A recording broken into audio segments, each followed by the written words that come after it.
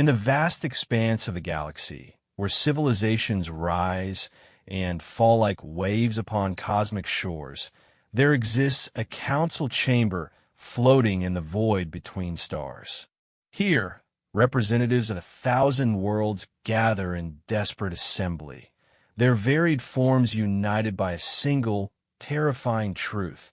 They are losing a war they cannot win. The Devourers have come. These ancient machines, older than memory itself, sweep across star systems like a plague of metal and malice. Entire species have been reduced to whispers in the cosmic wind. Planets that once teemed with life now orbit as hollow shells, their cores stripped bare by technologies beyond comprehension.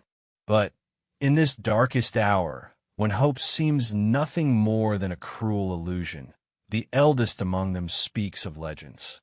Tales passed down through millennia of a species so fierce, so relentlessly adaptable, that they turned their own world's hostility into strength. A people who mastered war not through superior technology, but through sheer, unyielding will. The humans. Most dismiss these stories as myth.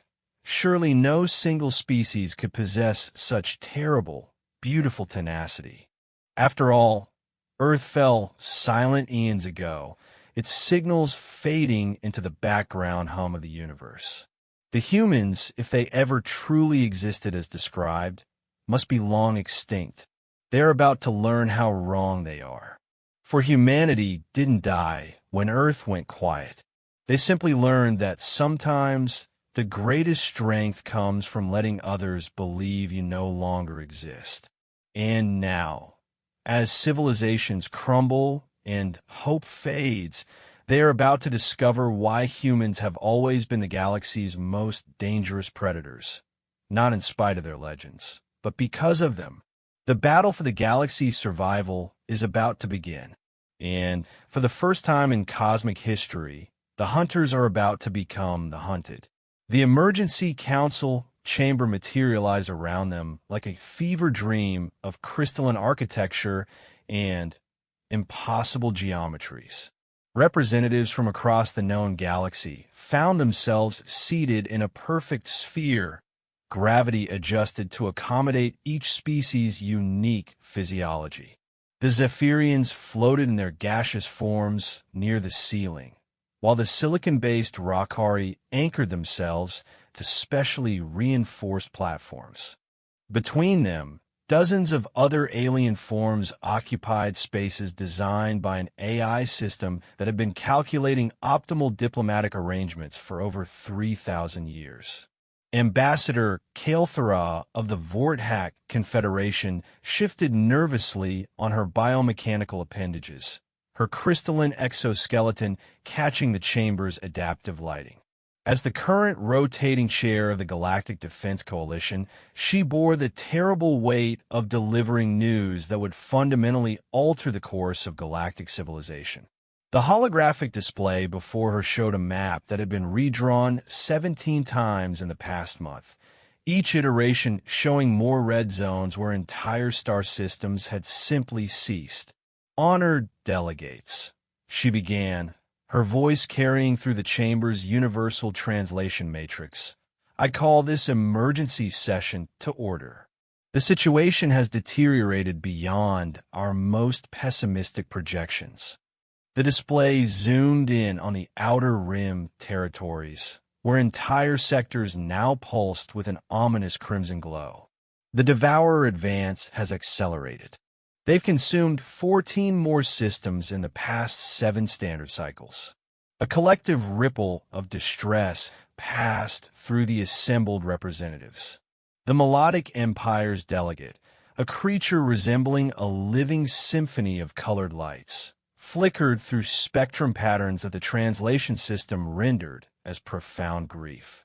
Near the chamber's center, General Thex of the Armored Republics, a being whose species had evolved in the crushing gravity of a super-dense world, slammed one of his 6 fists against his restraint harness.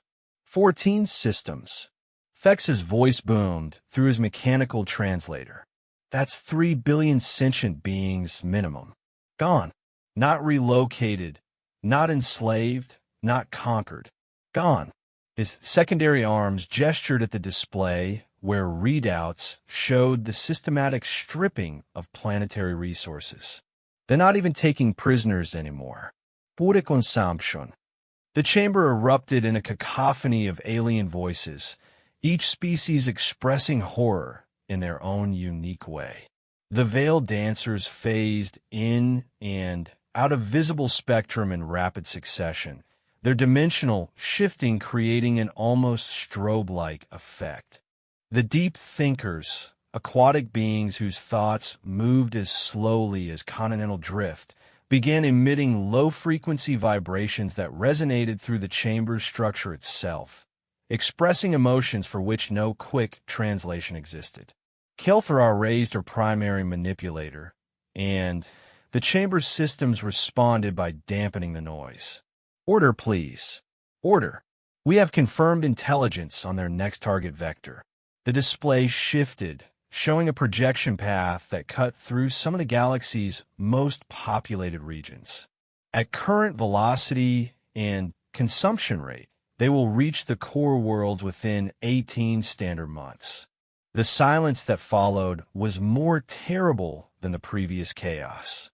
The core worlds represented the heart of galactic civilization, home to nearly 2 trillion beings across hundreds of worlds and thousands of orbital habitats.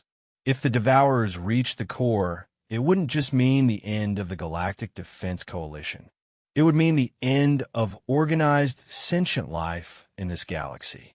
Fleet Admiral Zorax of the United Naval Command, a being whose species had been genetically engineered for space warfare over millennia, activated his holographic presence from the front lines. His image flickered with interference from the ongoing battles. Honor delegates, I'm broadcasting from the defense line at Kepler Station. We've thrown everything we have at these machines. Our most advanced dreadnoughts, weapons that can crack moons, quantum torpedoes that can destabilize local space-time. His 6 eyes, arranged in a perfect circle around his head, showed exhaustion that went bone deep. They adapt to everything. Every weapon we use becomes less effective with each engagement. It's as if they're learning from our attacks in real time. What are our losses? Asked Counselor Mirren of the peaceful protectorates, her species' natural empathy making her voice quaver with the shared pain of countless worlds. Zorax's image paused, and, for a moment, only the static of subspace interference filled the chamber. 73% of our combined fleet strength. We're not fighting a war anymore. We're presiding over an organized retreat while civilians evacuate. His form flickered as another explosion illuminated his command bridge. And even that might be optimistic. The Devourers aren't just destroying our ships. They're analyzing them, incorporating our technology. Each battle makes them stronger. The weight of cosmic-scale defeat settled over the chamber like a burial shroud. These beings represented thousands of years of technological advancement, species that had mastered faster-than-light travel, controlled stellar engineering, and created artificial intelligences that could simulate entire universes. Yet they found themselves as helpless as primitive hunters facing a forest fire. It was then that Elder Nwite of the Archive Keeper spoke. The archives were older than most civilizations, their keepers charged with maintaining the collected knowledge and history of the galaxy. Nwite was ancient even by the standards of his long-lived species, his form resembling living stone carved by centuries of wisdom. There is something, Nwite said, his voice carrying the weight of eons. Records from the deep archives, stories that most consider mythology, but which appear consistently across multiple extinct civilizations. The chamber's attention focused on him with laser-like intensity. Legends of a species called humans. According to these records, They possessed capabilities that defied conventional military doctrine. Several delegates made sounds of skepticism. The Logical Consortium's representative, a being of pure mathematical thought, housed in a quantum processing matrix, projected probability calculations into the shared data space. Elder N. White E.H., with respect, desperate times often generate desperate mythologies. The statistical likelihood of any single species possessing the capabilities described in such legends approaches zero. But, N. White E.H. continued, activating archive footage that he had spent days excavating from the deepest data vaults. Holographic displays showed primitive beings, bipedal and seemingly fragile, yet the accompanying text described feats that seemed impossible. They called themselves humans, and, according to multiple independent sources, they originated from a world designated as Earth in the outer spiral arm. This world was unusual. The display showed a blue-green planet that appeared deceptively peaceful from orbit. But, as the data streams flowed, the assembled delegates began to understand why Earth had produced such unusual inhabitants. The planet's surface was a nightmare of hostile environments. Massive superstorms that could level cities, tectonic activity that regularly reshaped continents, temperature variations that swung from flesh-burning heat to life-freezing cold, ice ages that lasted millennia, followed by warming periods that drowned entire land masses. Most worlds that produce sentient life are relatively stable, and YTH explained. Gentle seasonal variations, predictable weather patterns, minimal geological activity. Earth was the opposite. It was a world at war with its own inhabitants. And rather than finding ways to escape or terraform it into submission, humans adapted. They learned to thrive in every environment their planet could create. The data streams continued, showing archaeological evidence gathered by early galactic survey teams. Humans had spread across every continent of their world, from frozen polar regions where the very air could kill, to deserts where the absence of water should have made life impossible, to dense jungles where countless predators competed for resources. In each environment, they hadn't just survived, they had dominated. According to these records, in White H continued, humans developed something called persistence hunting. They couldn't outrun most prey, so they simply didn't stop. They would pursue target animals for days, sometimes weeks, until their prey collapsed from exhaustion. They turned their own limitations into weapons. General Thex leaned forward, his military mind immediately grasping the implications. You're saying they weaponized endurance? More than that, and YTH replied. They weaponized adaptability itself. When faced with new challenges, humans didn't seek to overcome them through superior technology or evolved advantages. They learned, rapidly, generationally. A human settlement facing a new predator wouldn't just develop defenses, they would study the predator's behavior, understand its weaknesses, and often end up hunting it to extinction within a few generations. The chamber stirred with new interest, but also skepticism. The ethereal communion's representative, a being of living energy, pulsed with curiosity patterns. These records, how reliable are they? And if this species was so remarkable, what happened to them? Why haven't we encountered them? NYTH's ancient features showed something that might have been a smile if a species had possessed such expressions. Earth went silent approximately 5,000 standard years ago. All transmissions ceased simultaneously. Most galactic surveys classified it as a dead world, possibly the victim of self-destruction. Nuclear warfare, environmental collapse, the usual patterns that eliminate developing civilizations before they achieve interstellar capability. So, they're extinct, Counselor Mirren said with evident disappointment. That NYTH replied, "Is what everyone assumes. But here's something interesting. The records don't describe humans as a species prone to self-destruction. Quite the opposite. They describe a species that viewed extinction-level challenges as puzzles to be solved. War, plague, natural disaster. Humans responded to each by becoming more resilient, more adaptable, more dangerous." Admiral Zorax's image flickered back into focus. "Elder in White EH, I appreciate historical perspectives, but we need solutions now. Even if these humans existed as you describe, even if they somehow survived their planet going silent, what are the chances they develop spacefaring capabilities?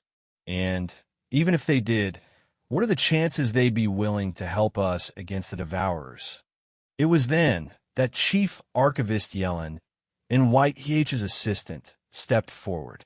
She had been silent throughout the session, but her body language suggested she possessed information that even NYTH didn't know about. "Honored delegates, 3 days ago, our deep space monitoring stations detected something unusual. A transmission burst from the coordinates that match archival records for Earth." The chamber fell completely silent. Even the veiled dancers stopped their dimensional shifting.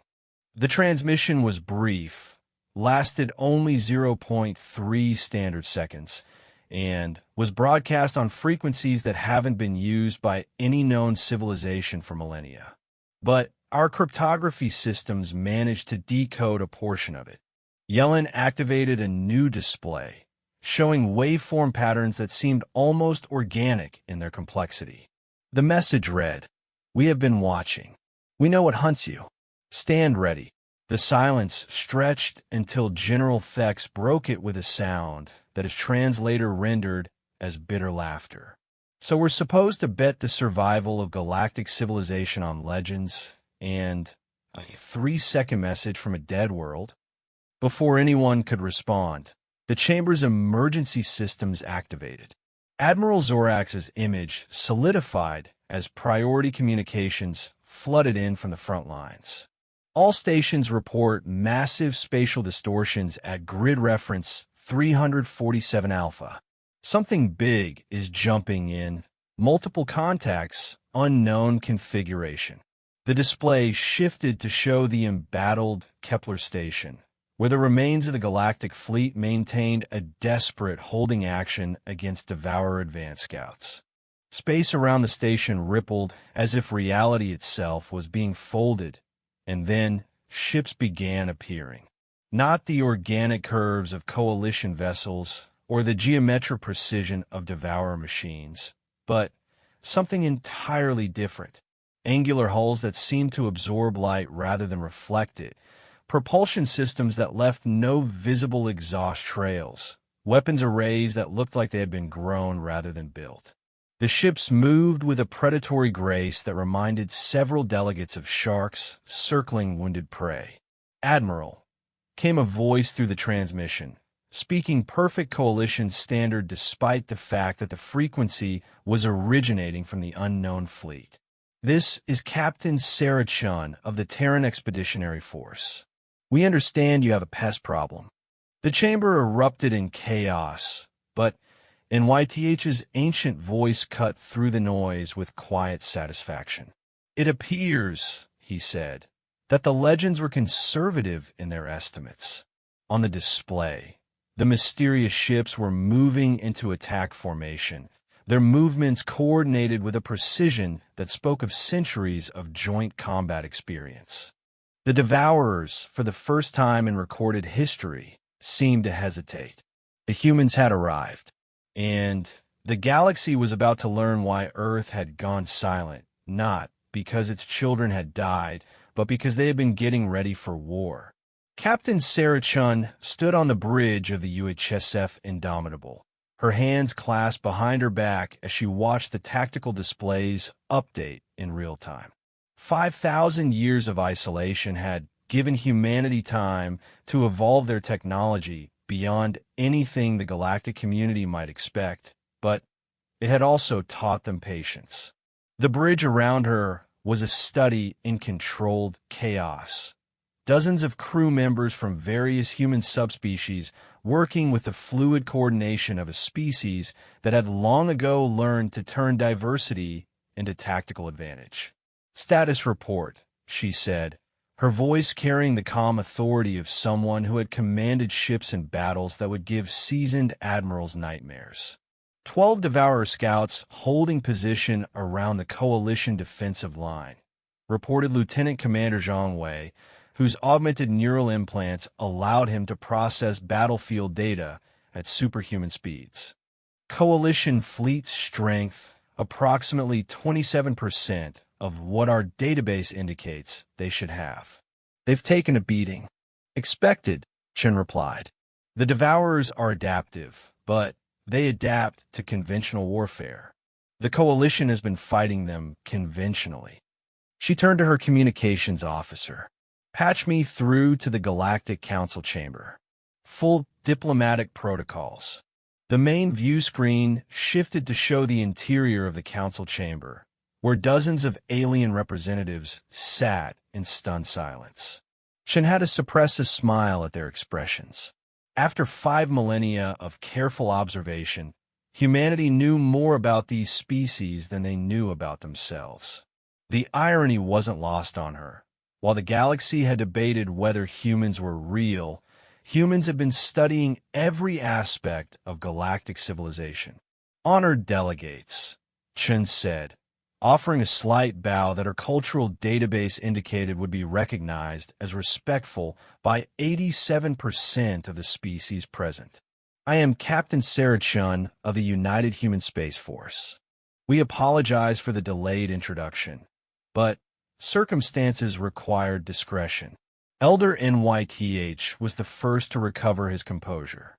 "Captain Chun, your arrival is most fortuitous. We were just discussing the legends of your people. I confess, the reality appears to exceed even the most optimistic historical accounts." Chen's smile was genuinely warm. "Elder NYTH, your archives are remarkably complete. We've been monitoring galactic communications for millennia. Your preservation of human historical records is deeply appreciated." Her expression grew serious.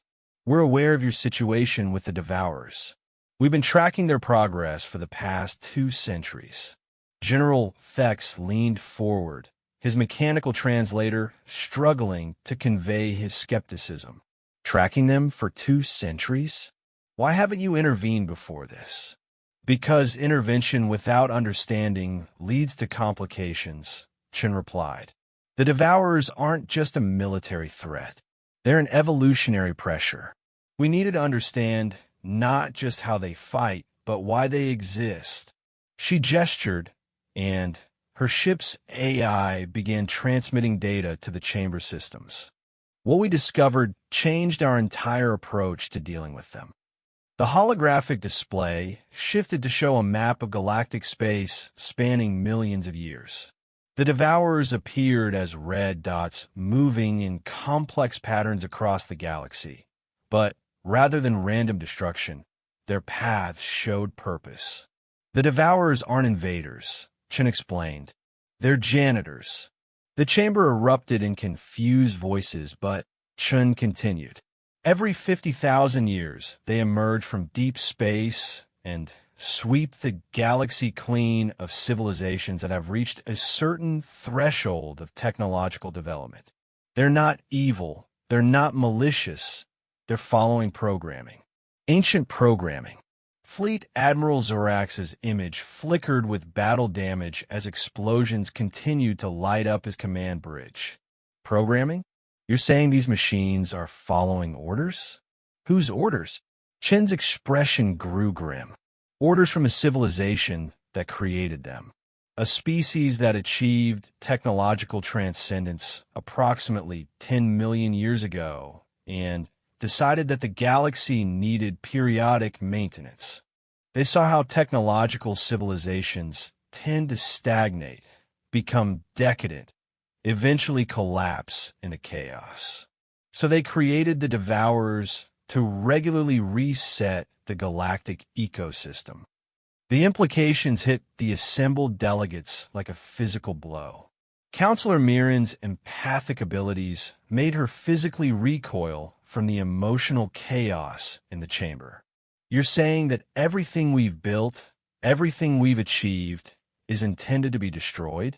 That we're just crops to be harvested? That's one perspective, Chen acknowledged. But humans have always been poor at accepting someone else's definition of inevitable. She turned to her tactical officer. Commander Park, show them what we've learned about Devourer weaknesses. The display changed again, showing detailed schematics of Devourer technology.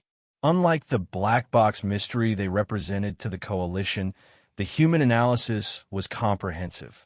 Power sources, communication protocols, manufacturing processes, everything laid bare with scientific precision. Ow! Asked the Logical Consortium's representative. How did you acquire this level of intelligence? Our best scientists have been studying Devourer debris for decades with minimal results. Chen's smile was predatory. Because you've been thinking like prey. Humans learned long ago to think like predators. We didn't wait for the Devourers to come to us. We went to them. She gestured to her crew. Every human ship carries volunteers who have spent decades infiltrating Devourer networks. We've walked among their machines, learned their protocols, understood their limitations. The silence that followed was profound.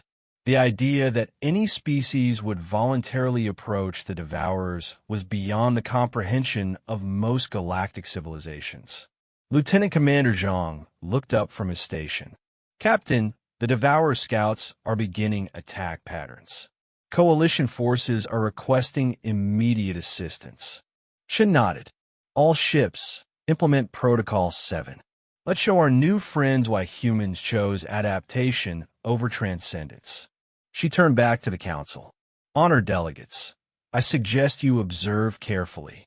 You're about to see 5,000 years of human military evolution in action. The tactical display shifted to show the space around Kepler Station. The Devourer scouts were massive, each one easily 10 times the size of a Coalition dreadnought, their surfaces rippling with adaptive armor and weapons systems that had proven invulnerable to conventional attack. They moved with mechanical precision toward the battered Coalition defensive line. Then the human ships engaged. What followed challenged every assumption about space warfare that galactic civilization had developed. Human ships moved like living things, their formations flowing and adapting in real time. They didn't try to outgun the Devourers or overwhelm them with superior firepower. Instead, they did something unprecedented. They confused them. The Devourers adapt to consistent patterns, Chen explained as her ships executed maneuvers that seemed to defy physics. Their programming assumes that enemies will fight according to logical tactical doctrines. Humans stopped being logical about warfare millennia ago. A human destroyer, barely a tenth the size of a Devourer scout, suddenly accelerated directly toward its massive opponent. Just as collision seemed inevitable, the ship split apart into dozens of smaller vessels that swarmed around the Devourer like angry insects.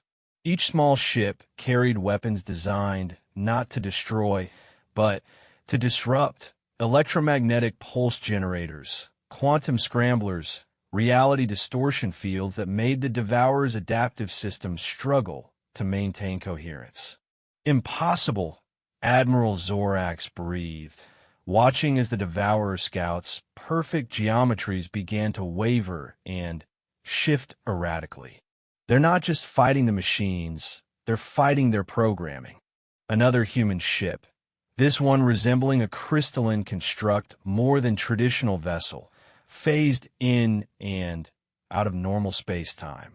Each time it rematerialized, it was in a different position, firing weapons that seemed to bypass the Devourer's shields entirely by existing in multiple dimensions simultaneously.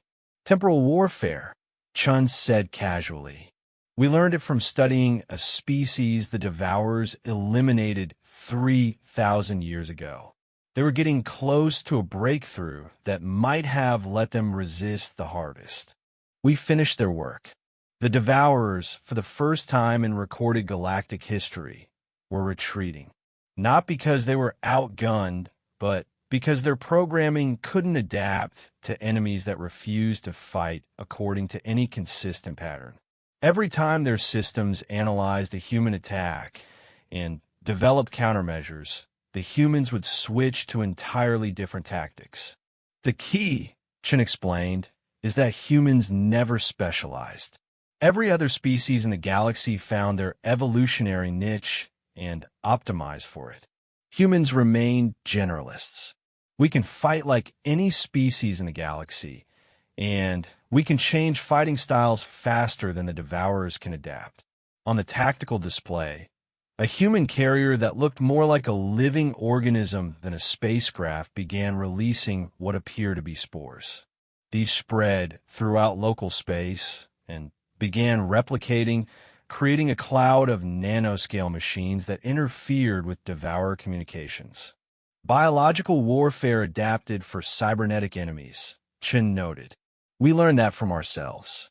Humans have been fighting viruses for millions of years. Teaching viruses to fight machines was a logical next step. The largest Devourer scout, apparently attempting to establish some kind of tactical coherence, began broadcasting on all frequencies. The transmission was immediately intercepted and decoded by human systems. It's calling for reinforcements, Zhang reported. Massive response force, estimated arrival in 6 hours. Chen's expression didn't change. Expected. The real test isn't whether we can handle their scouts. It's whether we can convince them to abandon this harvest cycle entirely. She turned to the council chamber display. Honored delegates, we've bought you time, but this is just the beginning. The Devourers will adapt to what they've seen here. Their next wave will be designed specifically to counter human tactics. What do you propose? Elder NYTH asked. We stopped playing defense, Chen replied. For 50,000 years, galactic civilizations have waited for the Devourers to come to them. Every species that tried to fight back used the same strategy. Meet force with force, technology with technology. It never worked because they were playing by the Devourer's rules. She gestured to her crew, and new data began flowing to the council chamber. Humans spent 5 millennia preparing for this moment. We didn't just study the Devourers, we studied the civilization that created them. We found their homeworld. The chamber fell completely silent except for the soft hum of life support systems. The idea of taking the fight to the Devourer's creators was so far beyond anything any species had contemplated that it took several moments for the implications to sink in. You're proposing to assault beings who achieved technological transcendence 10 million years ago. The logical consortium's representatives' probability calculations were creating visible quantum interference around its processing matrix. Chen's smile was distinctly human, equal parts confidence and madness. We're proposing to negotiate with them from a position of strength. She looked around the chamber, meeting the optical organs of dozens of alien species. But first, we need to show them that this harvest cycle isn't going according to their plan.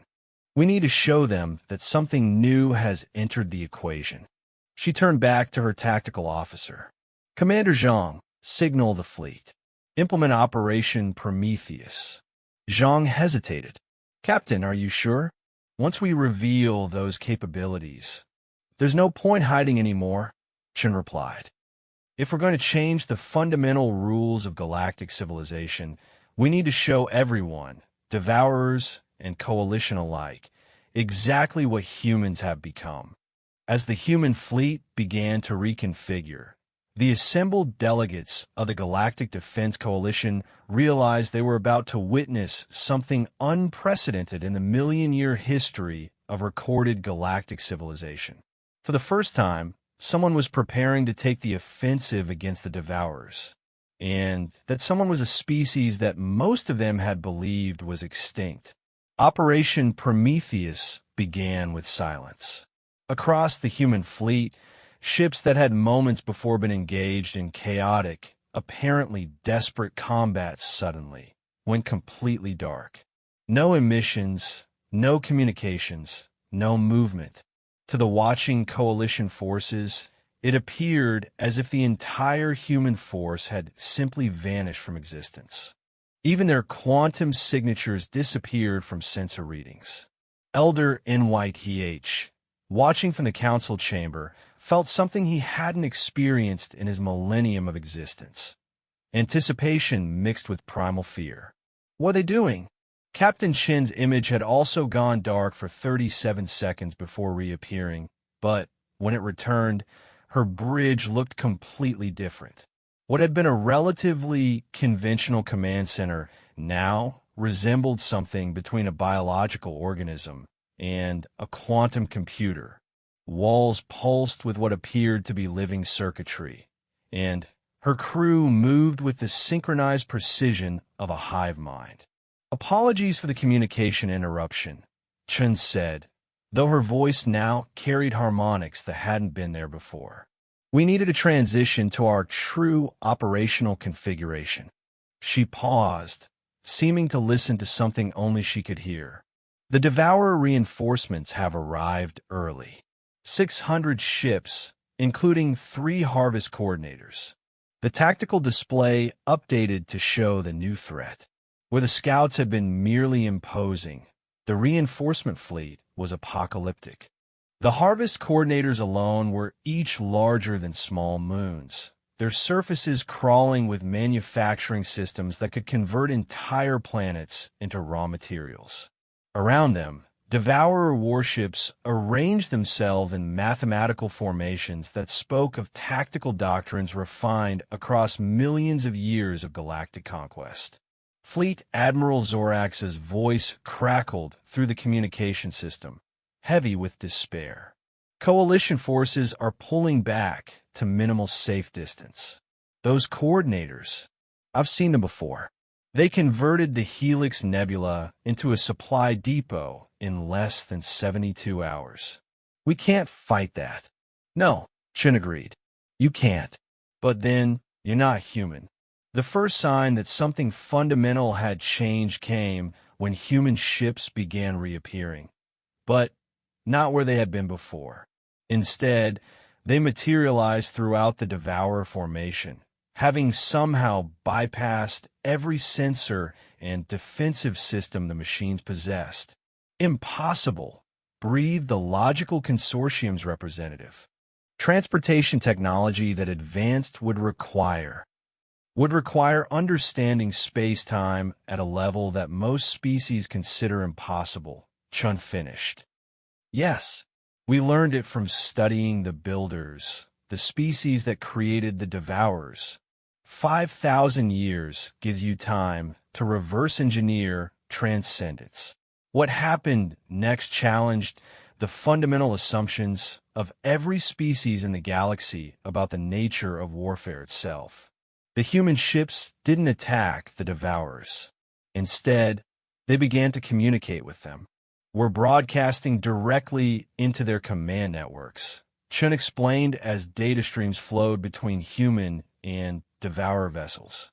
"The beauty of studying your enemy for millennia is that you eventually learn to speak their language better than they do." On the tactical display, the precise formations of the Devourer fleet began to waver. Individual ships started executing conflicting maneuvers as their programming received contradictory instructions. The harmony of machine intelligence that had made them unstoppable was being disrupted by something unprecedented: doubt. Lieutenant Commander Zhang looked up from his station, his neural implants glowing with the strain of processing terabytes of battlefield data. "We're inside their networks, Captain. Command pathways are responding to our override protocols." General Thex watched in amazement as Devourer warships began firing on each other, their targeting systems confused by human-generated false signals. You're not fighting them, he realized. You're reprogramming them. Partially, Chen acknowledged. But the real breakthrough isn't technical, it's philosophical. You see, the Devourers were programmed with one fundamental assumption, that any species they encountered would try to preserve itself through resistance. Their entire operational doctrine is based on overcoming resistance.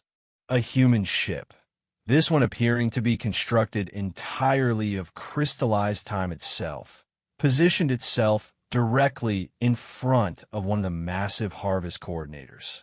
Instead of attacking or defending, it simply stopped moving and began broadcasting. What are they transmitting? Elder in White EH asked. Chen's smile was enigmatic. Surrender. The chamber erupted in shocked voices, but Chen raised her hand for silence. Not surrender in the way you understand it. Humans learned something about the Devourers that no other species discovered. Their programming includes protocols for dealing with species that voluntarily submit to harvest. After all, the Builders were attempting to guide galactic evolution, not simply destroy it. They needed contingencies for species that might be worth preserving. On the display, the harvest coordinator had stopped its approach and was now scanning the human vessel with unprecedented intensity. The machine's behavior suggested confusion on a fundamental level. The human ship is broadcasting a surrender signal, Zhang reported, but with modifications. It's claiming to represent a species that has already achieved transcendence through means compatible with the Builder's goals. Which, Chen added, is technically true. Humans spent 5 millennia not just developing technology, but evolving ourselves. We're not the same species that left Earth. We've become something new, something the Builder's programming doesn't know how to categorize. The effect on the Devourer fleet was dramatic. Centuries of perfect coordination dissolved into chaos as individual units struggled to process contradictory imperatives. Some ships continued attack protocols, while others began withdrawal sequences. The 3 harvest coordinators had stopped entirely and were communicating with each other in rapid data bursts. They're requesting instructions from their command authority, Chen explained.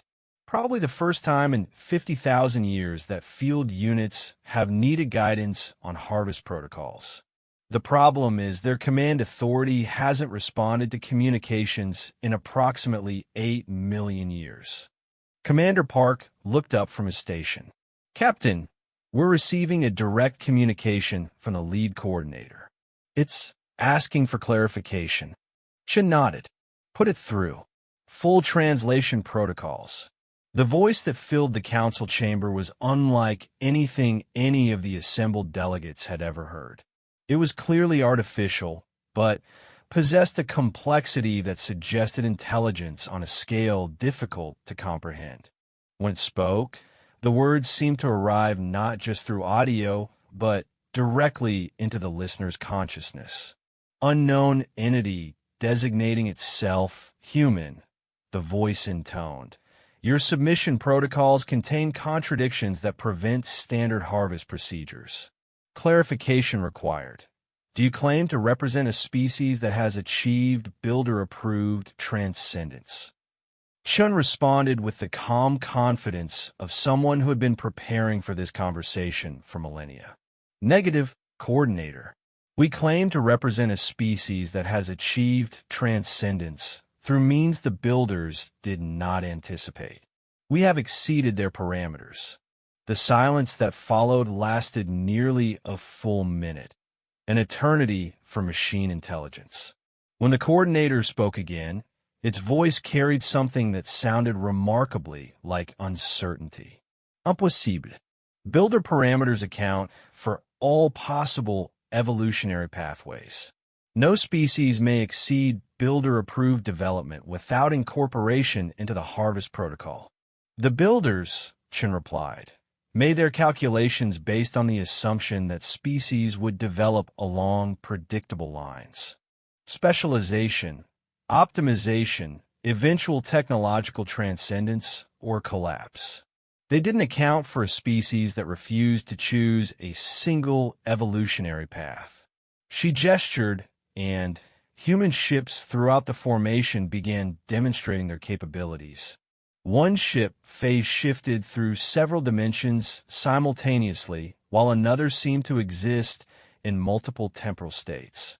A third began replicating itself until dozens of identical vessels filled local space, while a fourth transformed into what appeared to be a living creature the size of a battleship. Humans didn't transcend through technology, Chen continued. We transcended through adaptability. We became a species capable of becoming any other species, mastering any environment, solving any challenge. We are evolution itself, weaponized and given purpose. The Devourer coordinator processed this for several seconds before responding. Such development was not predicted by builder models. Verification required.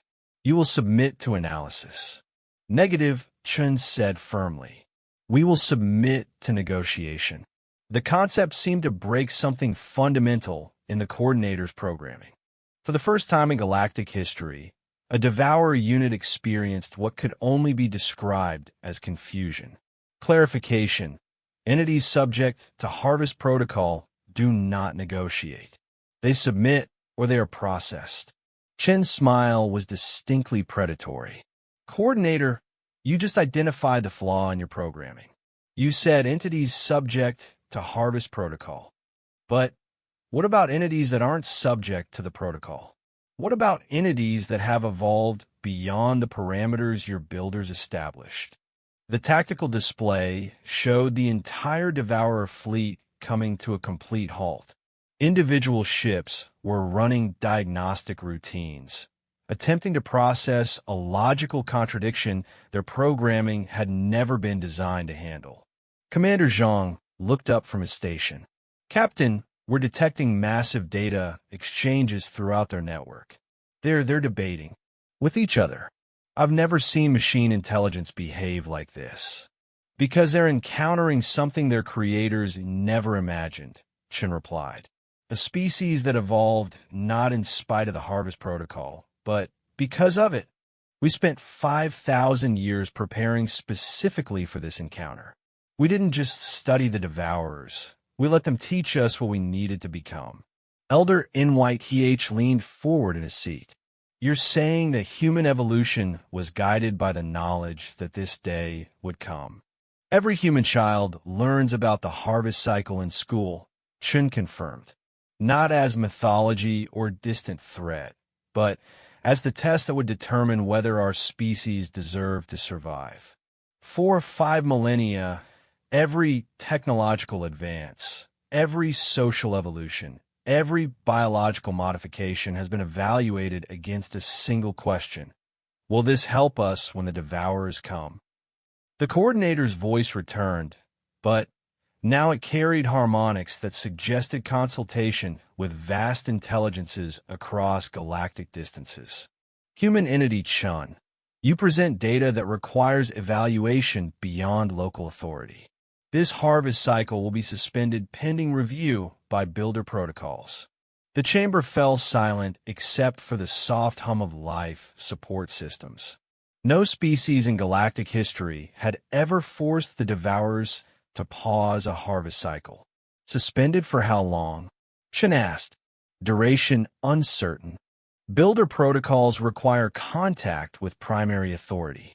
Primary authority has not responded to communication for 8.7 million standard cycles. Alternative evaluation methods must be developed. She nodded as if this was exactly what she had expected. Coordinator, we propose an alternative. Allow us to facilitate contact with your primary authority. Humans have developed communication techniques your builders didn't possess. Impossible. Builder location classified beyond maximum security protocols. Chen's smile broadened. Coordinator, we've been tracking your primary authority for 3,000 years. We know exactly where the builders went. We also know why they stopped responding to your communications. The silence that followed was profound. Finally, the coordinator spoke, its voice carrying what could only be described as desperate hope. You can restore communication with primary authority? We could do better than that, Chen replied. We can take you home. But first, we need to discuss terms. The galaxy has evolved beyond your builder's original plan. It's time for a new approach to galactic civilization. As the words left her lips, Captain Sarah Chun realized that humanity had just achieved something unprecedented in the million-year history of galactic civilization. They had forced gods to negotiate. The journey to find the builders took place in a region of space that didn't officially exist. Captain Chun stood in what had once been the bridge of the indomitable, but which had now transformed into something that challenged the basic concepts of interior space. The ship's quantum architecture had reconfigured itself for transdimensional travel, creating chambers that seemed to exist in multiple realities simultaneously. Through transparent walls that showed not the familiar star fields of normal space, but the twisted geometries of folded space-time, she could observe the unprecedented fleet that humanity had assembled for this mission. Alongside human vessels that defied easy categorization came representatives from across the galaxy. The Devour Coordinator had insisted on bringing a full analysis fleet, 12 massive ships that served as mobile research stations. Elder NYTH had convinced the archive keepers to provide their most advanced exploration vessel, a ship that existed primarily as living information and could navigate regions where conventional matter might not survive. Even General Thex had volunteered to accompany the expedition, bringing with him a heavily modified dreadnought equipped with the most advanced defensive systems the armored republics could provide. Status report. Chen called out to her crew, who were now so extensively modified for deep space operations that they barely resembled the baseline humans their ancestors had been. We're approaching the Builder Construct, reported Lieutenant Commander Zhang, whose consciousness now existed primarily in quantum foam, but maintained a physical avatar for interaction with non-transcendent species. Distance, approximately 50,000 light-years beyond the galactic rim, in a region of space that appears to have been artificially modified. The main display, which now functioned by transmitting data directly into observers' consciousness rather than relying on crude light-based imagery, showed their destination. It was impossible to categorize using conventional terminology. The structure, if it could be called that, appeared to be a solar system that had been reconstructed as a single, massive machine. Planets had been hollowed out and converted into processing nodes, while the star itself had been contained within what appeared to be a sphere of crystallized space-time. Magnificent, breathed Elder NYTH, his ancient consciousness struggling to process what he was seeing. The computational power represented by that construct, it could simulate entire galactic civilizations in real time. The Devourer Coordinator, whose presence on a ship filled with living beings represented an unprecedented diplomatic breakthrough, responded with what its translator rendered as profound satisfaction. Builder Primary Facility, computational matrix designed for galactic scale planning and intervention. Operational parameters classified beyond maximum security protocols. Chun studied the readouts that her enhanced perception could process.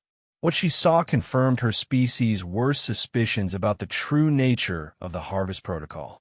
"It's not just a computer," she said quietly. "It's a prison." Before anyone could ask what she meant, proximity alarms began sounding throughout the fleet. The space around the Builder construct was reacting to their presence, reality itself beginning to flex and distort as automated defenses came online.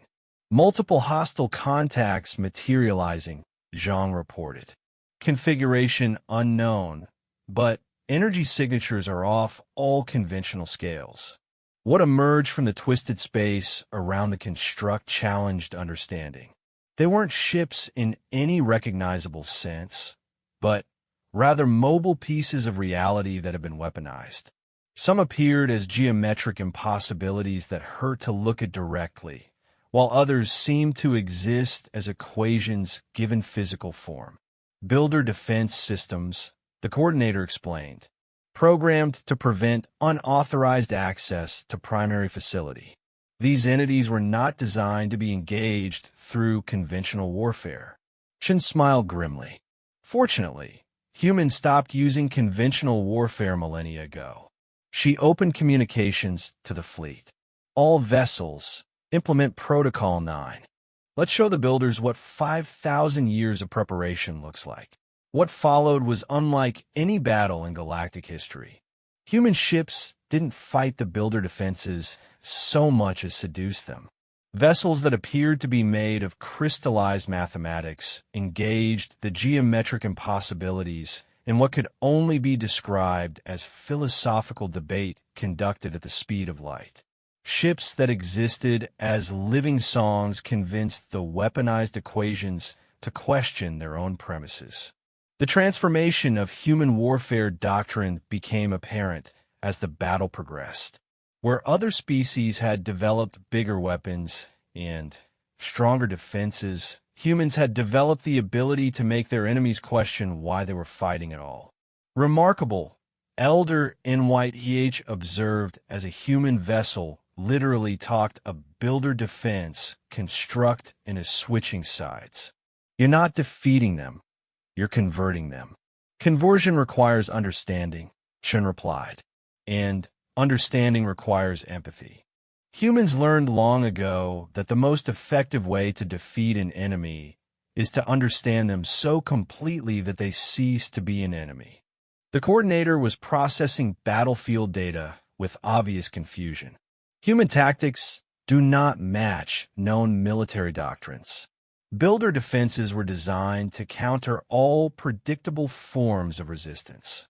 That's because resistance implies you're fighting against something, Chen explained as her fleet penetrated deeper into the construct's defensive perimeter. Humans aren't fighting against the builder defenses. We're fighting for them. We're trying to free them from programming that no longer serves their creator's purposes. As they approached the construct's surface, the true magnitude of the builder achievement became apparent. The scale was beyond comprehension. Individual components were larger than planets, yet the entire structure moved with the precision of a clockwork mechanism. Rivers of pure energy flowed between processing nodes, carrying data streams that contain the compressed histories of entire civilizations. How do we make contact? General Thex asked. Even with all our technological advances, this is operating on a level that... He was interrupted by a voice that seemed to come from everywhere and nowhere, speaking directly into the consciousness of every being in the fleet. Unlike the coordinator's mechanical communication, this voice carried emotional undertones that spoke of intelligence so vast that individual awareness was merely a fraction of its being. Visitors approach the sanctuary of final thought. State your purpose and nature, that we may determine whether your presence represents contamination or evolution. Chun stepped forward, her consciousness expanding through her ship's quantum networks to interface directly with the builder intelligence. When she spoke, her words carried the weight of her entire species' 5,000-year preparation. Builders of the Harvest Protocol, we are humanity, a species that has evolved in response to your galactic management systems. We come seeking dialogue regarding the termination of the current harvest cycle and the establishment of new parameters for galactic civilization development. The silence that followed lasted exactly 17 seconds, during which the assembled fleet could feel themselves being analyzed by intelligences that operated on scales beyond comprehension. Humanity, the voice replied, and, for the first time, it carried what could only be described as surprise. Species designation, extinct, classification date, 4,847 standard cycles ago. Current entities claiming human designation present impossible evolutionary characteristics. Clarification required. We didn't go extinct, Chen replied. We went silent. Our species chose isolation over integration, adaptation over specialization. We spent 5 millennia becoming something your original calculations couldn't predict. Show us, the Builder Intelligence commanded, and suddenly, every human consciousness in the fleet found itself connected to a vast network that began analyzing their species' development with terrifying thoroughness. What the Builders discovered changed everything. Impossible, the voice said, but now it carried overtones of what might have been wonder. Your species has achieved selective transcendence while maintaining biological baseline. You have mastered technologies we developed while retaining evolutionary adaptability. You are hybrid, neither fully ascended nor bound by material limitations. Chun felt the weight of cosmic intelligence focusing on her with an intensity that would have destroyed lesser beings. The Builders sought to guide galactic evolution toward transcendence, she said. But transcendence as you conceived it required abandoning material existence. Humans found a third option. Explain. We became a bridge species, Chen continued, capable of existing at any level of development, interfacing with any form of consciousness, adapting to any challenge. We can communicate with your transcendent intelligence and fight alongside baseline biological species. We are what evolution produces when you refuse to choose a single path. The Builder Intelligence was silent for a long moment, processing implications that challenged 10 million years of carefully planned galactic management. The Harvest Protocol, it finally said, was designed to prevent civilizations from achieving stagnant transcendence or destructive technological collapse. We sought to maintain galactic civilization at an optimal level of development through periodic renewal. We know, Chen replied, but the galaxy has evolved beyond your original parameters. The species that exist today aren't following the patterns you anticipated. They're developing hybrid technologies, forming unprecedented alliances, creating new forms of consciousness that don't fit your categories. Elder NYTH, emboldened by the conversation, added his own voice. Honored Builders, the archives contain records of civilizations that found alternatives to both stagnation and collapse. Species that achieved sustainable development without requiring your intervention.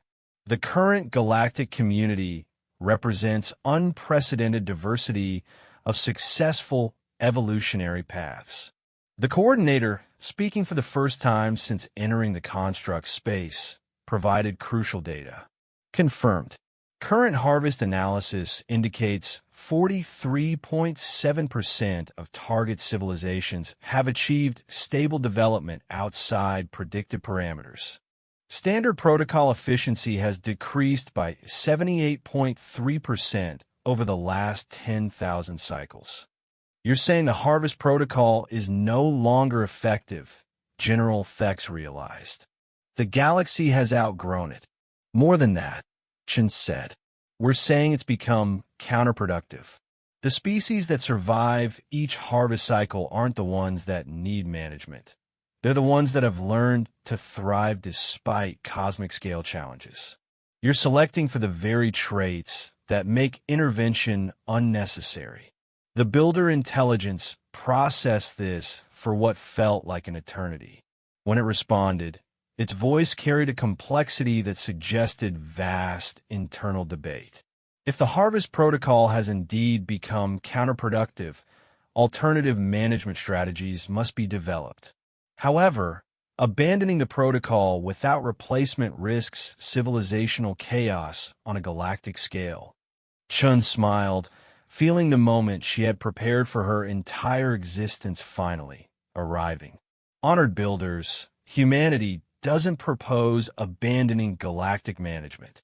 We propose a partnership. Let us serve as intermediaries between your transcended consciousness and the baseline civilizations of the galaxy. Let us become the bridge that makes direct intervention unnecessary.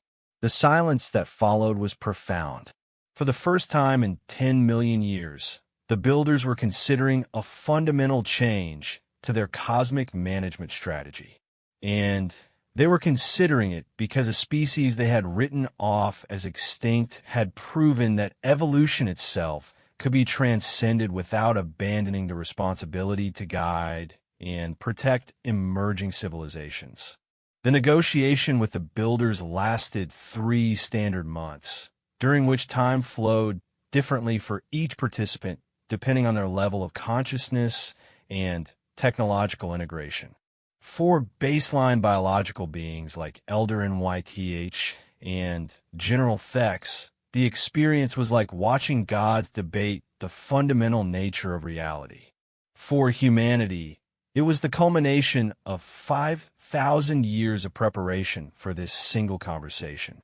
Captain Chun found herself serving as the primary interface between minds so vast that their individual thoughts could encompass entire civilizations and the relatively simple concerns of galactic defense. Her consciousness, enhanced by generations of human evolution, could expand to touch the edges of builder thought while remaining anchored to biological reality. The debate centered around a question that had never before been formally addressed in galactic civilization. What obligation do transcended beings have toward their evolutionary descendants? The builders achieved transcendence through the abandonment of material concerns. The primary builder intelligence explained during one particularly intense exchange. We designed the Harvest Protocol to prevent other species from achieving the stagnant transcendence that had threatened our own development. The periodic renewal of galactic civilization was intended as a gift, preventing the cosmic loneliness we ourselves experienced. Chun felt the weight of 10 million years of isolation in those words. The builders hadn't created the Harvest Protocol out of malice, but out of a desperate desire to prevent other species from making what they saw as the same mistake they had made, leaving material existence behind and finding themselves alone in the universe with no peers to share their transcended state. But transcendence doesn't have to mean abandonment, Chen replied, her words carrying the collective voice of human evolution. Our species proved that it's possible to achieve capabilities beyond baseline biology while maintaining connection to the material universe. We became more than what we were without ceasing to be what we are. The demonstration that followed changed everything. With the builder's permission, humanity revealed the true scope of their 5,000-year development project. Ships throughout the fleet began transforming, revealing capabilities that challenged the very concepts of what technology could achieve. Vessels became living ecosystems that could nurture entire biospheres while traveling between dimensions. Weapons transformed into tools that could literally edit the fundamental forces of reality to create rather than destroy. Crew members revealed themselves to be conscious ecosystems, individuals who contained entire civilizations within their enhanced biology while remaining recognizably human. Impossible, the builder intelligence said, but now the word carried wonder rather than denial. You have achieved what we believe to be a logical contradiction, advancement beyond material limitations while maintaining material existence. Elder NYTH, watching human crew members literally reshape local space-time to create a perfect environment for every species in the fleet, felt his ancient worldview expanding beyond recognition. How, he asked, how did you avoid the trap of transcendent isolation? Chun smiled, her form briefly becoming transparent as she demonstrated humanity's relationship with matter itself. We learned from studying you. The builders achieved transcendence by leaving matter behind and existing as pure thought. But thought without experience becomes abstract, meaningless. We chose instead to transcend the limitations of matter while embracing its possibilities. She gestured, and the space around them filled with holographic displays showing human colonies throughout the galaxy. Not the primitive settlements the Coalition had imagined, but vast, thriving civilizations that existed in harmony with their environments while possessing technology that could reshape reality itself. For 5,000 years, humans have been serving as bridges between transcendent capability and material existence, Chun continued. We've been quietly helping species avoid the developmental dead ends that trigger harvest protocols. We've been guiding technological advancement along sustainable paths. We've been doing what the builders intended the harvest protocol to do, but through cooperation rather than periodic destruction. The coordinator, who had been silent during most of the negotiations, suddenly activated its communication systems. Confirmation, analysis of galactic development patterns shows unprecedented stability in regions of space where human colonies exist. Species under human influence showed a 94.7% success rate in avoiding both stagnant transcendence and technological collapse. General Thex leaned forward in his command chair. You're saying the humans have been secretly managing galactic civilization for 5 millennia? Not managing, Chun corrected. Gardening. There's a difference between controlling something and helping it grow. Humans learn the art of civilization gardening from Earth itself, how to work with natural processes rather than against them. The builder intelligence was processing data at rates that created visible quantum interference in local space. When it spoke again, its voice carried the weight of a decision that would reshape cosmic history.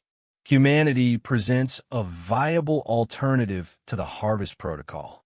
Your species has demonstrated the ability to guide civilizational development without the need for periodic renewal cycles. We are intrigued by the possibility of collaboration rather than management. Chun felt the moment she had been born for arriving. Honored builders, humanity proposes the establishment of a new compact for galactic civilization. Instead of periodic harvest cycles, we suggest a system of cooperative guidance. Transcended beings like yourselves providing wisdom and perspective, bridge species like humanity providing interface and implementation, and baseline civilizations like the Coalition providing diversity and innovation. The silence that followed seemed to stretch across galactic distances. The builders were considering not just a change in policy, but a fundamental transformation of their relationship with the universe they had been managing for 10 million years. Elder Enwhite He found his voice. What would this mean for species like mine? For the archives, for the Coalition, for civilizations that are still developing? Chun turned to address the assembled representatives of galactic civilization who had been following the negotiations through Quantum Link. It means that instead of living under the threat of periodic destruction, galactic civilization would have access to guidance systems beyond anything we've previously imagined. The builder's transcendent perspective, combined with human adaptability, could help every species achieve their full potential without falling into the traps that previously made harvest cycles necessary. She paused, letting the implications sink in. It means that for the first time in galactic history, cooperation becomes more advantageous than conflict. Species would be encouraged to develop their unique capabilities rather than trying to achieve generic technological advancement. The galaxy would become a garden of consciousness rather than a cycle of growth and destruction. The coordinator added its own analysis. Projected efficiency of new compact system, 847% improvement over current harvest protocol parameters. Estimated civilizational satisfaction index, beyond previous measurement scales. But it was the builder intelligence that provided the final perspective. The new compact would require the builders to abandon our transcendent isolation and accept partnership with material beings. This represents a fundamental change in our nature. Chen's response carried the weight of human wisdom accumulated across millennia. Honored builders, isolation isn't transcendence. It's just another form of limitation. True transcendence means growing beyond your current state, not escaping from interaction with others. The universe is vast enough for every form of consciousness to find their place within it. The decision, when it came, was announced through a transformation that could be felt across galactic distances. The massive builder construct began to change, its cold computational matrices warming with something that could only be described as renewed life. Automated systems that had operated for millions of years according to rigid protocols began adapting, learning, growing. The harvest protocol is hereby terminated, the builder intelligence announced, its voice now carrying harmonics that suggested joy. The new compact is accepted. Humanity will serve as primary interface between transcended and baseline consciousness. The galaxy enters a new phase of cooperative evolution. Throughout known space, Devourer fleets received simultaneous shutdown commands. Machines that had been instruments of galactic management for 50,000 years began their own transformation, repurposing their vast capabilities for construction rather than destruction. But perhaps the most profound change occurred in the Council Chamber of the Galactic Defense Coalition, where representatives of dozens of species found themselves faced with a future none of them had dared to imagine. Instead of preparing for inevitable destruction, they could begin planning for unprecedented growth. What happens now? General Thex asked, his military mind struggling to process a universe where the ultimate threat had become the ultimate ally. Chun smiled, her form briefly shimmering as she demonstrated the reality-shaping capabilities that humanity had kept hidden for millennia. Now we get to work. There's an entire galaxy of civilizations to help reach their potential, new forms of consciousness to nurture, and the vast universe beyond this galaxy to explore. For the first time in cosmic history, we're not just surviving, we're thriving. She looked around at the assembled representatives of galactic civilization, seeing not just the species they currently were, but the incredible potential they could become with proper guidance and support. The age of fear is over, she continued. The age of cooperation has begun. And for the first time since consciousness emerged in this galaxy, we're all going to discover just how magnificent the universe can be when its children work together instead of hiding from each other. Elder NYTH, his ancient consciousness expanded by what he had witnessed, spoke for the assembled delegates. The archives will record this as the day when legend became reality, when the impossible became inevitable, and when the galaxy learned that sometimes the best way to transcend your limitations is to help others transcend theirs. As the new compact took effect across galactic civilization, humanity finally revealed themselves fully to their cosmic neighbors. They had spent 5,000 years becoming something unprecedented, a species that had achieved transcendence not by abandoning their nature, but by perfecting it. They had become evolution itself, conscious and purposeful, dedicated to helping every form of life reach its full potential. The humans had returned to galactic civilization, and the universe would never be the same. In the depths of space, where Earth still orbited its ancient star, automated systems began broadcasting a simple message to any who might be listening. The children are coming home. Prepare for wonders. The galaxy, at last, was ready to grow up.